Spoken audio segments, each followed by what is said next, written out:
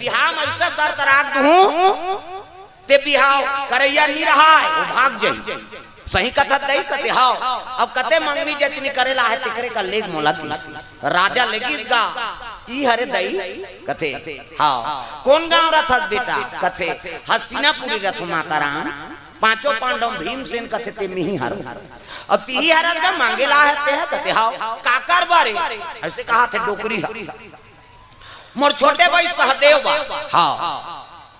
कब दिन तीन दिदारे होते थे शनिचर के तेल इतवार के महीन सम्मार के बारात ऐसे समय है हाँ फलाना महीना में फलाना हाँ दिन हमन बारात लेकाबो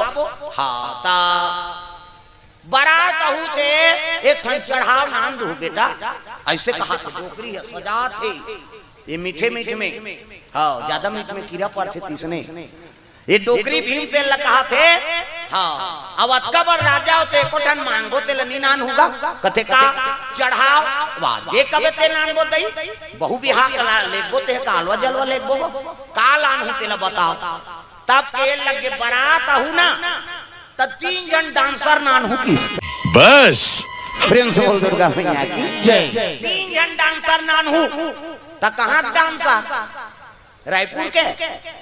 मोना सेन मल्ला कथि नहीं हो मल्ला नहीं ता आउ कोनो डांसर नहीं ता कहां के हीरा कली सोना कली और चांदी कली ये तीनों डांसर रही तक तोर पर घनी होही आ ये मननी यही नहीं त तोर बारात ला वापस ले जबे भीमसेन कथे कोनो नाचकारी न होई ये मन कोनो नाचा पार्टी में नाचत होई हां हां हां नाम देबो की गौनी जाने कहां रहते तेला ये फंस गया सीएम प्रेम से बोल दुर्गा मैया की जय भीमसेन हाउ कह दी हीरा कली सोना कली और चांदी कली ये तीनों डांसर लते बाराती नानबे तब तो तोर बारात ला परघाबो नी तोर बारात ला वापस ले जबे हमर बेटी विदा नहीं करा कथे हां भाई कह दी भीमसेन कथे हो ऐसे की दीगा कोनो नाचक नाचकारी न होही कहा अरे ज्यादा 20,000 के 30,000 में ही वो कहाँ रखे तेल का जाने हीरा कली सोना कली चांदी कली प्रेम से बोल दुर्गा मैया की भीमसेन हाउ कह दी और हाउ कह के वापस हस्तिनापुरी आए बन निकली से हाँ तब फिर अग्नि नदी पार करिस गए उसने विकलांग बरोबर एक ठन पाम कूदत नहा के कांचा शरीर रहा तेल गदत के उधा कर दी और पक्का शरीर के पांव लागी मढ़ा दी और नहा गए भीमसेन प्रेम से बोल दुर्गा मैया की अरे हस्तिनापुरी आवाना लागे भीमसेन सुंदर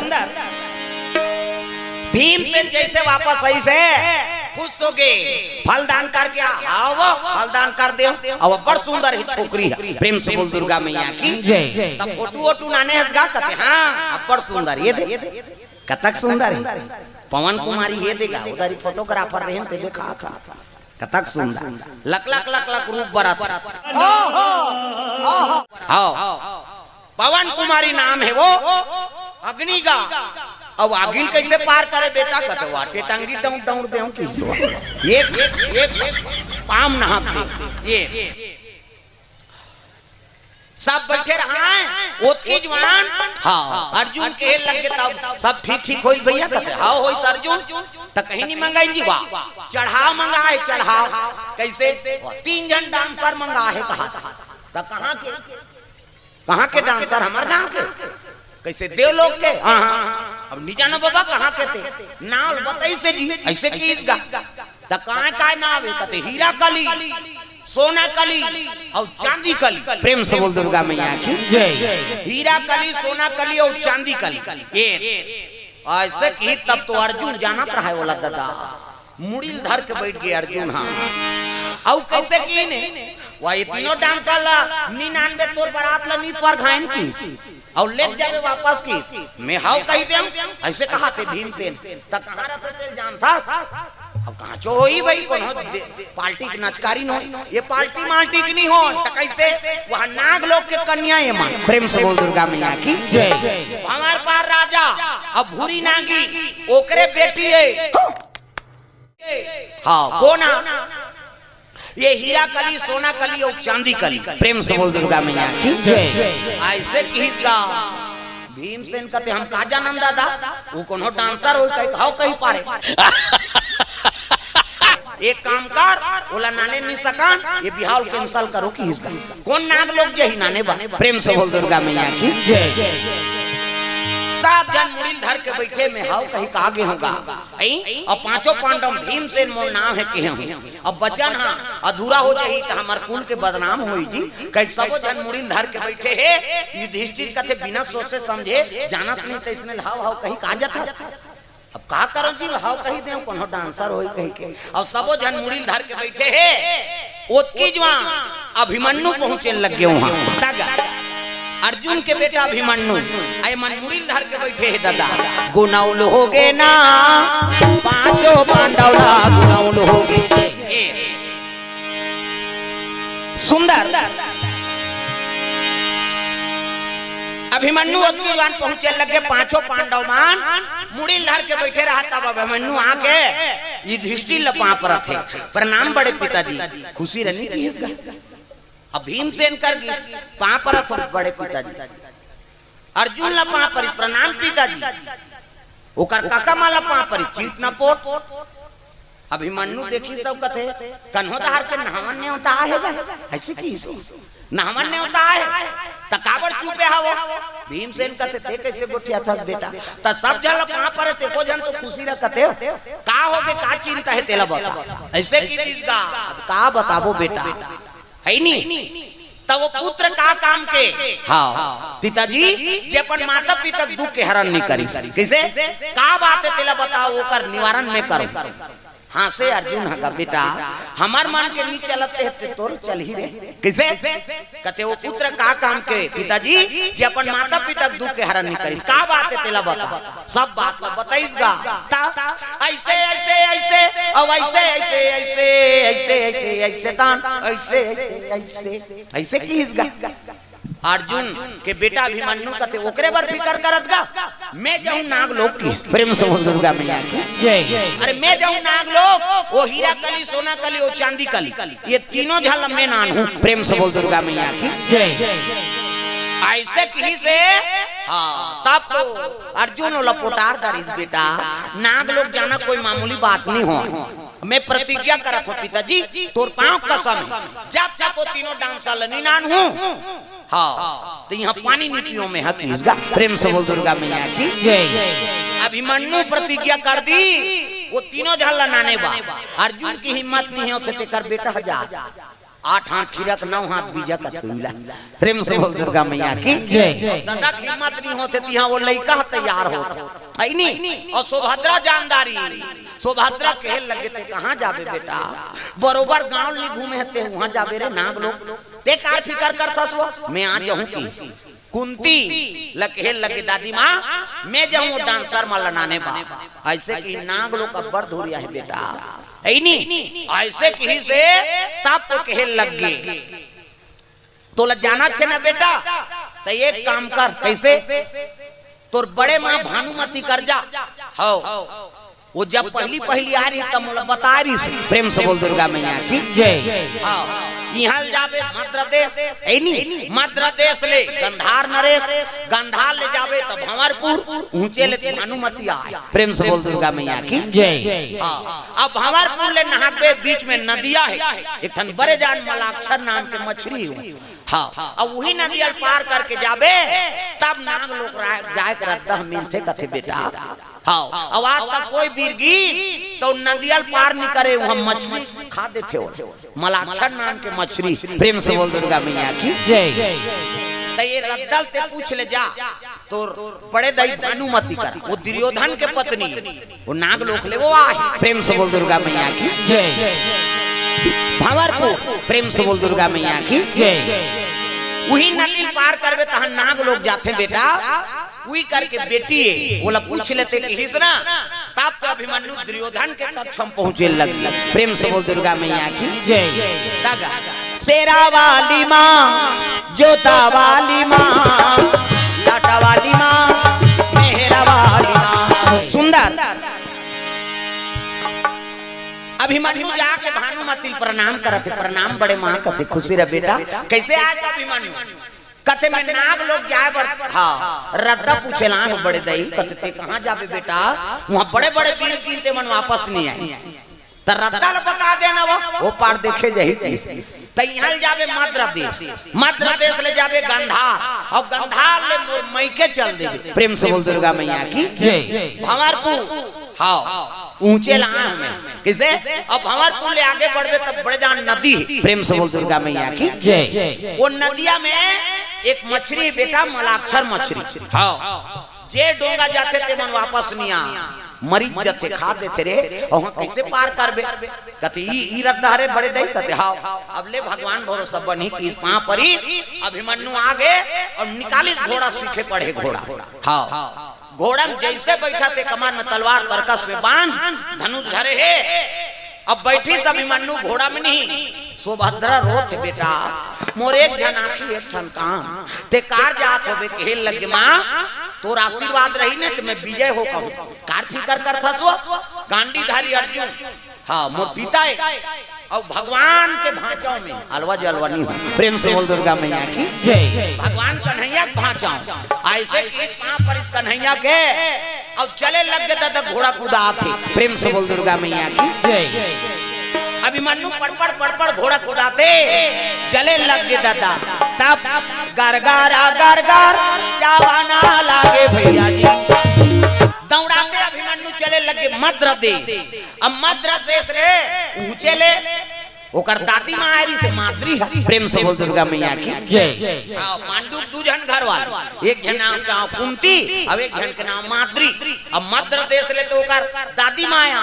वहां चाह पानी पी और वहां घोड़ा दौड़ाइस नहीं ते गांधार नरे त गांधार ले कौन आए गांधारी दुर्योधन को कर दई वहु ओकर डोकरी दई। प्रेम से बोल दुर्गा मैया की जय। तागा ये मजबूरी में हो है इनका बिहाव गांधारी और वो अंधरा इमन दो के ही दो कहरी ता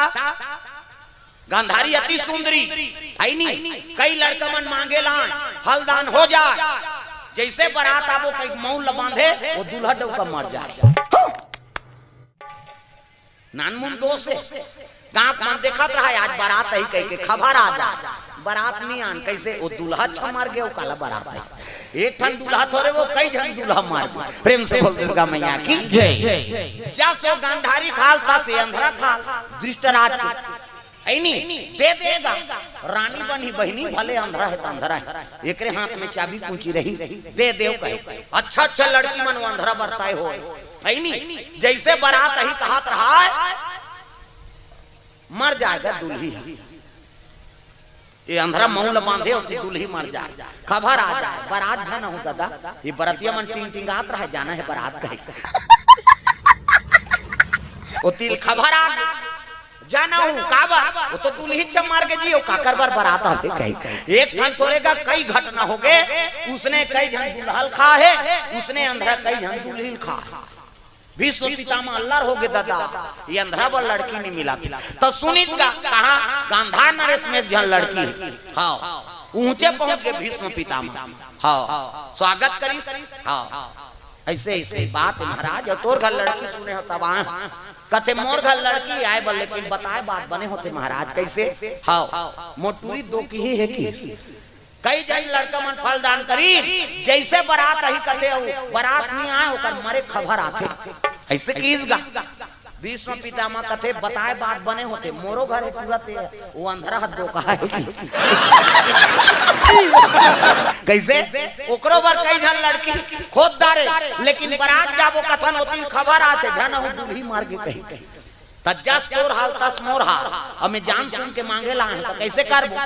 अब तहु अस्कट आगे महु अस्कट आगे देखा ले ये दोनों जन को जोड़ देथा मरही दोनों मरही बनहित बन जाए। प्रेम से बोल दुर्गा मैया की जय। जोड़े भर जोड़ दिन गांधारी आओ धृतराज के शादी ला कैसे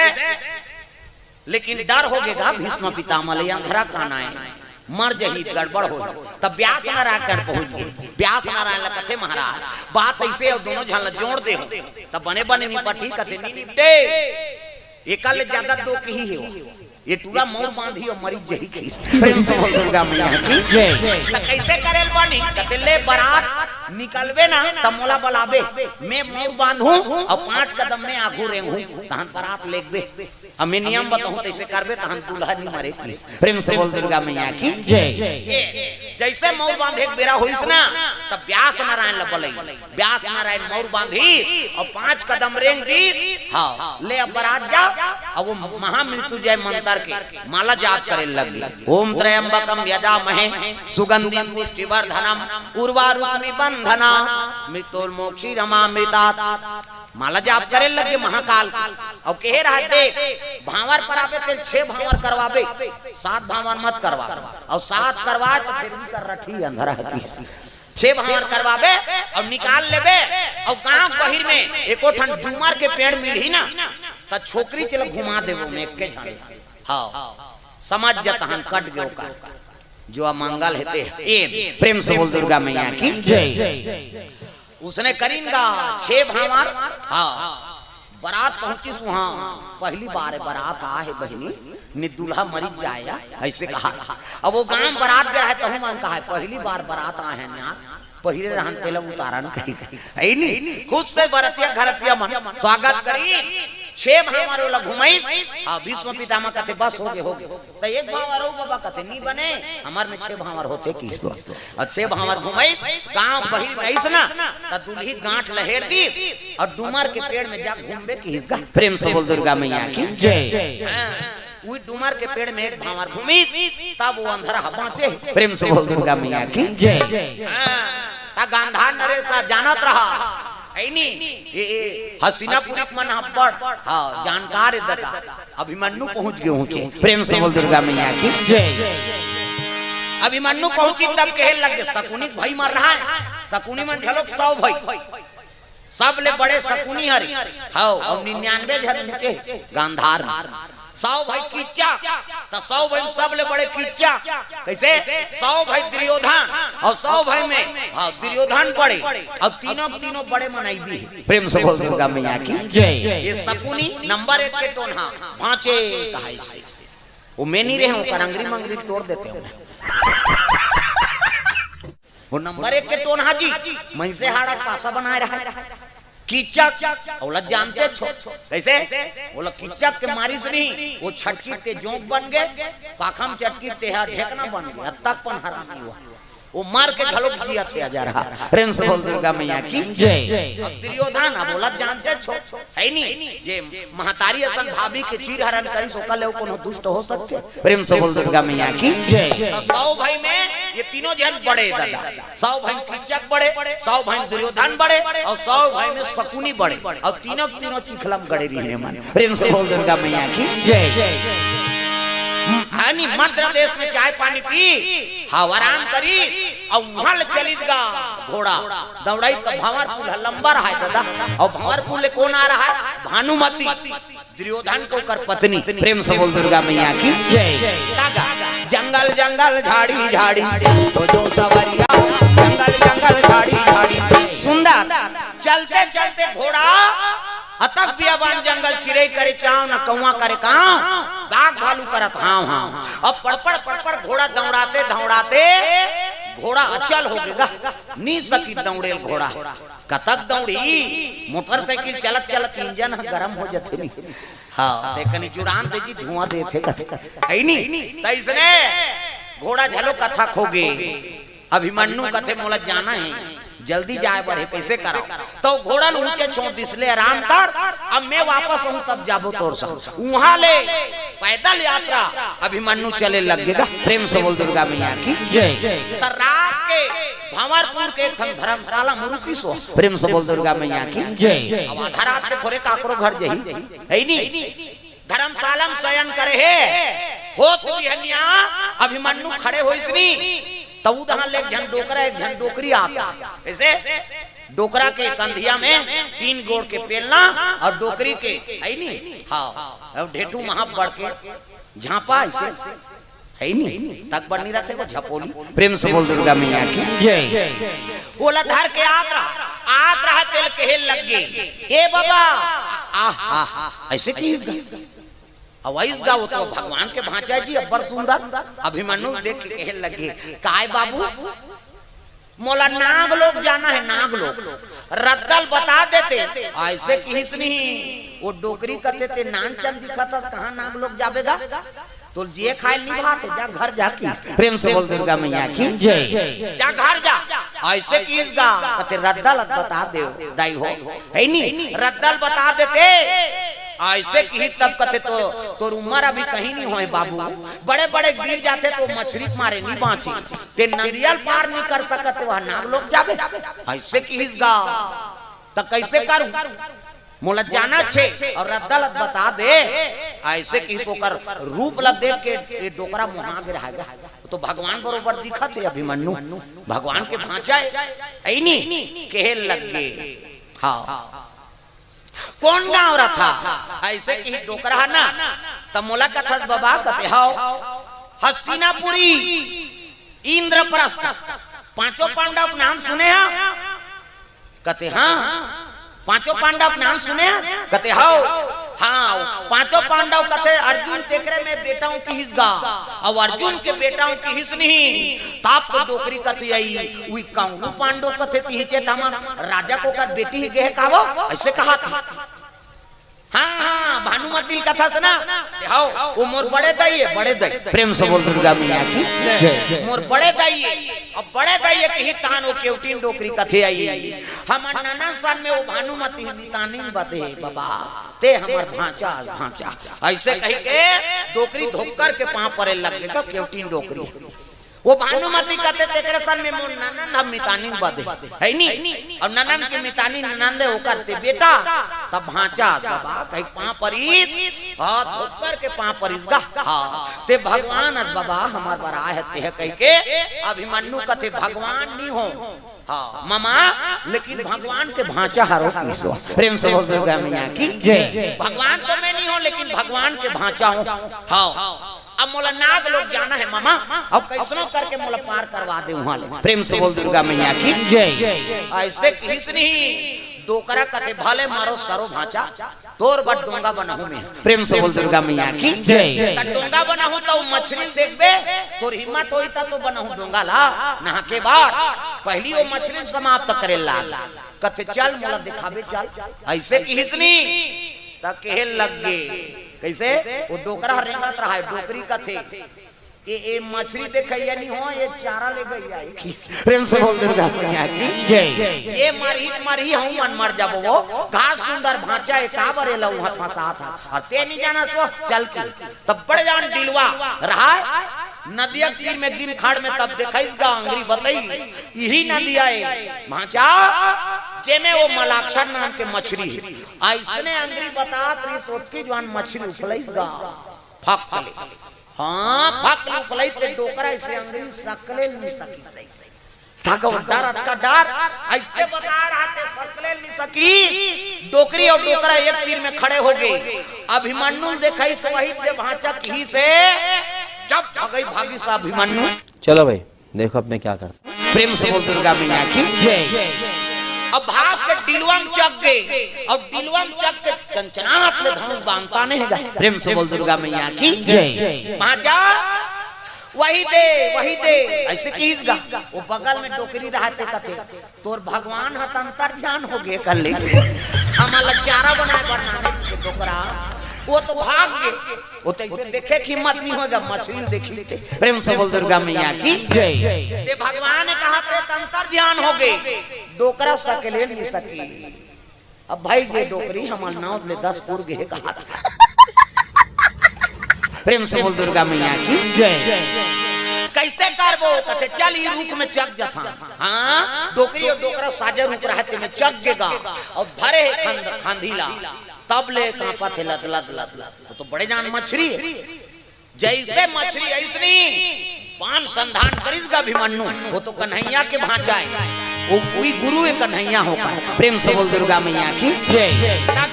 सावन भादो परसों सही बाण बरसे लग के दादा